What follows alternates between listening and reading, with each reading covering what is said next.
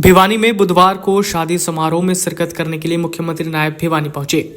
शादी समारोह में शिरकत के बाद प्रेस वार्ता में मुख्यमंत्री ने one nation one election bill pass होने पर खुशी जताई। उन्होंने कहा कि वन नेशन वन इलेक्शन से देश का समय व खर्च बचेगा। One nation one election bill pass होने से पंचायत, नगरपालिका, विधानसभा और लोकसभा चुनाव में लोगों को नहीं उलझना पड़ेगा। इससे देश का समय बचेगा और विकास कार्यों को भी गति मिलेगी। नहीं, वन नेशन वन इलेक्शन, देखिए आदरणीय प्रधानमंत्री जी का जो उनका विजन है, जो उनकी सोच है कि भारत विकसित राष्ट्र बने, और हम लगातार समस्याओं में ही उलझते रहते हैं। कभी चुनाव पंचायत का है, कभी चुनाव नगरपालिका का है, और कभी चुनाव विधायिका का है, और कभी चुनाव सांसद का है, लोकसभा का है। इन्हीं चुनाव के अंदर समय बर्बाद और पैसा वेस्टेज होता था। प्रधानमंत्री जी जो बिल लेकर के आए हैं वन नेशन वन इलेक्शन, उसकी मैं पूरी प्रशंसा करता हूं। और इससे खर्चा भी कम होगा, समय भी बचेगा, और ये भारत विकसित राष्ट्र गति से बनेगा।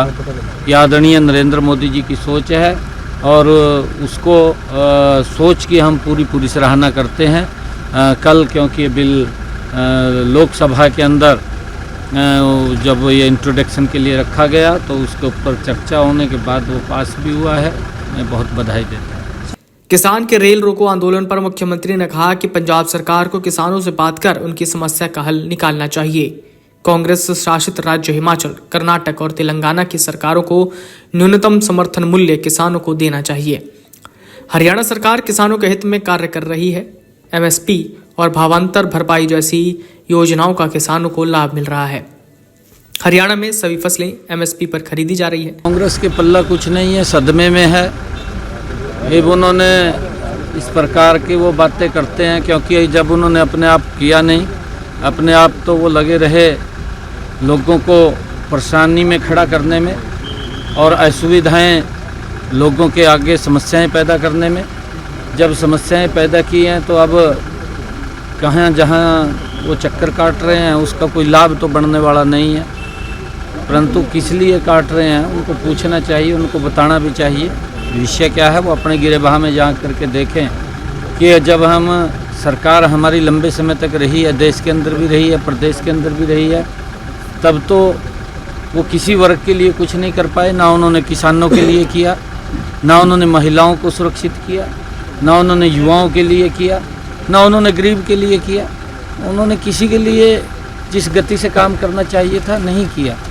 उन्होंने तो लोगों को समस्याओं के अंदर उलझा करके रखा है, उनकी सोच थी, और अब उनका कुछ बटने वाला नहीं है। सर, किसानों का रेल रोको अभियान है, इस आंदोलन का आप किस रूप में देखते हैं? नहीं, देखिए हमारी सरकार ने पिछले 10 वर्षों में किसान हित के अंदर बड़े मजबूत कदम उठाए हैं, और हरियाणा के अंदर हम किसान की 100% फसल एमएसपी पर खरीद रहे हैं। किसान को भावांतर भरपाई भी हमारी सरकार दे रही है, चाहे बाजरा का किसान है, चाहे कपास का किसान है, और चाहे ज्वार का किसान है। और एमएसपी के ऊपर हमने अभी ये कहा है कि हम 100% फसलें एमएसपी पर खरीदेंगे। पंजाब की सरकार को वहाँ के किसान से जाकर के बात करनी चाहिए, और जो वहाँ के किसानों की जो ये समस्या है उस समस्या का समाधान वहाँ की सरकार निकाले। परंतु राजनीति में लगे हुए हैं। कांग्रेस के नेताओं से भी मैं कहना चाहूँगा, जहाँ जहाँ उनकी सरकारें हैं, चाहे हिमाचल के अंदर है या कर्नाटक में, तेलंगाना में है, वहाँ के किसानों को एमएसपी, उनकी फसल को एमएसपी पर खरीदने का काम करें ताकि किसान को राहत मिले। इस प्रकार का लोगों के अंदर झूठ बोल करके राजनीति करना दुर्भाग्यपूर्ण है, ये नहीं होना चाहिए। कांग्रेस नेताओं पर कटाक्ष करते हुए मुख्यमंत्री नायब सैनी ने कहा, यदि कांग्रेस अपने कार्यकाल में लोगों के कार्य करती तो लोग उनका चुनाव में साथ देते। कांग्रेस नेता वीरेंद्र सिंह द्वारा कांग्रेस प्रदेश अध्यक्ष उदय भान का इस्तीफा मांगे जाने पर मुख्यमंत्री ने कहा कि कांग्रेस गुटबाजी का शिकार है। उन्होंने उदय भान का इस्तीफा मांगकर अच्छा कार्य किया है। उन्होंने आगे कहा कि सरकार नशे के विरुद्ध कार्य कर रही है। नशा मुक्ति केंद्रों का समय समय पर निरीक्षण किया जा रहा है। नशे के खिलाफ सरकार द्वारा मुहिम चलाई जा रही है। माँ बाप को भी बच्चों को गलत रास्ते पर जाने से रोकना चाहिए। योजनाओं से युवाओं को सशक्त किया जा रहा है। रोजगार को लेकर सरकार युवाओं के साथ खड़ी है। नहीं, देखिए, हमें इस बात को लेकर के सचेत भी होना पड़ेगा, माँ बाप को भी सचेत होना पड़ेगा। सरकार मजबूती से इस दिशा के अंदर काम कर रही है। हमने बहुत ही डिटेक्शन सेंटर्स भी खोले हैं और उनको हम निरीक्षण भी उनका करते हैं। अगर कहीं पर युवा गलत रास्ते के ऊपर जाता है तो माँ बाप भी उसका ध्यान रखें। तो उसके लिए जहाँ भी कहीं हॉस्पिटल में दिखाना है या कहीं किसी नशा मुक्ति केंद्र के अंदर लेकर के जाना है तो उसको तुरंत दिखाना चाहिए ताकि इस लत से दूर रहें। परंतु हमने अलग अलग युवाओं को जो सम्मान दिया है, चाहे नौकरियों के अंदर बिना पर्ची बिना खर्ची के, चाहे खेलों के अंदर बढ़ावा देने की बात हो, चाहे स्टार्टअप या स्टार्टअप के साथ साथ हमने जो इंडस्ट्री के अंदर युवाओं को आगे बढ़ाने का काम किया है। मुद्रा बैंक योजना के माध्यम से युवाओं को सशक्त और मजबूत करके उनको पैरों पर खड़ा करने का काम किया है। हमने पिछले 10 वर्षों में युवाओं को कौशल